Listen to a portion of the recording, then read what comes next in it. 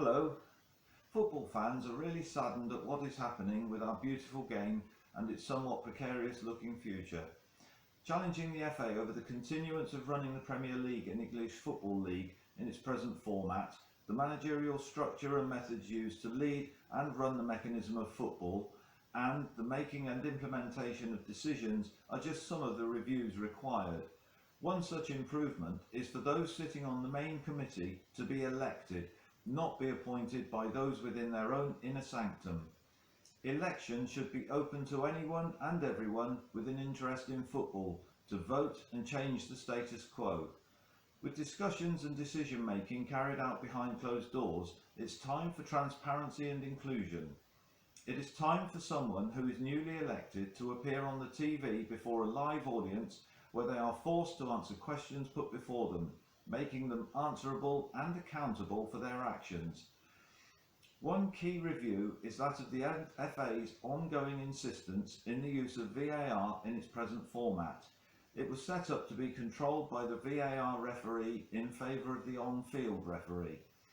Football is a fast-paced contact sport, as is rugby union, where the use of their equivalent, the TMO, is controlled by the on-field referee, and the contrast between the two is immense. Theirs is so much better for the game, giving rugby union a well-managed professional image.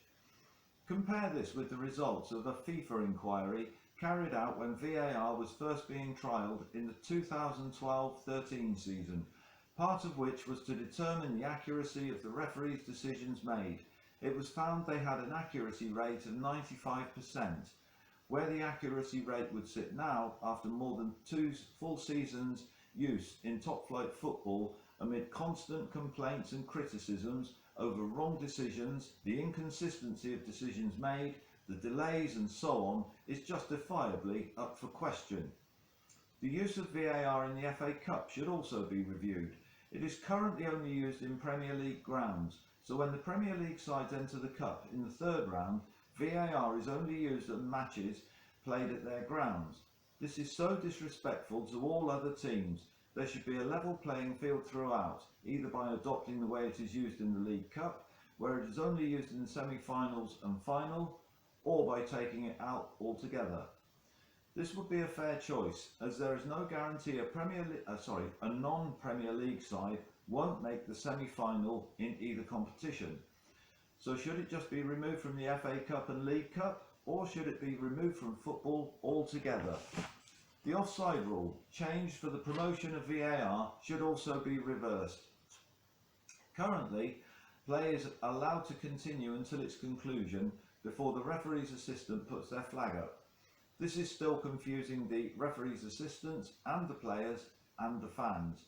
Sadly, it hasn't achieved anything positive at all, with the call being made for the offside rule returning to the original format, where if a player is deemed offside, the flag goes up straight away.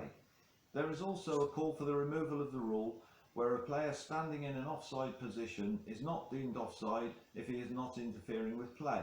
Again, this has done nothing positive for the game and is abused so often that it too needs to go. The handball rule should be removed as well. As before, a lot of confusion and many complaints from team managers and TV pundits. This rule should return to being set on a perceived level of deliberate intent, or where a clear unfair advantage has been gained when someone is hit on the hand or arm by the ball, thus removing another counterproductive rule. There is a call for the introduction of the 10-minute sin bin for players being yellow carded, to improve the on-field discipline, a method used successfully in rugby union. This is to curb the growing number of players committing fouls deliberately, accepting they will be booked or even sent off, thus killing a potentially great move or even a goal. Worse still, it could cause a bad injury. Then there's the age-old problem of referees being mobbed and intimidated by the players.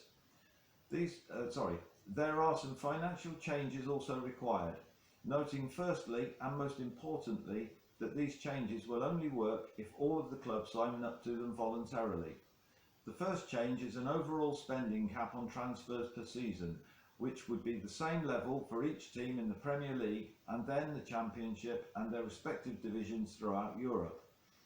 The next is for a cap on both the wages for players and managers and head coaches. This again would be the same for all teams per division. Then the various payments made to the clubs throughout the season should also be reviewed to see if there is any room for further improvements. In April came the announcement for the launch of the European Super League. This was clearly a big business move for the elite clubs to make even more money. More money means more power for themselves. What the emergence of the ESL has done is to expose the financial instability within the management of the game. So while it is vital for all the clubs to sign up voluntarily, it will be difficult, as the chairman of the European Super League is the president of Real Madrid, with the Juventus chairman and Man United co-chairman acting together as joint ESL vice-chairman. So the importance of this being a voluntary move cannot be overstated.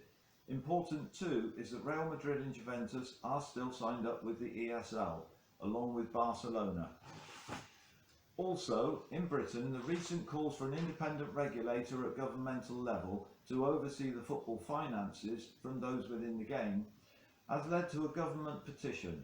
This currently has over 140,000 signatures from people calling for an independent regulator to be introduced by December this year, and this will hopefully help.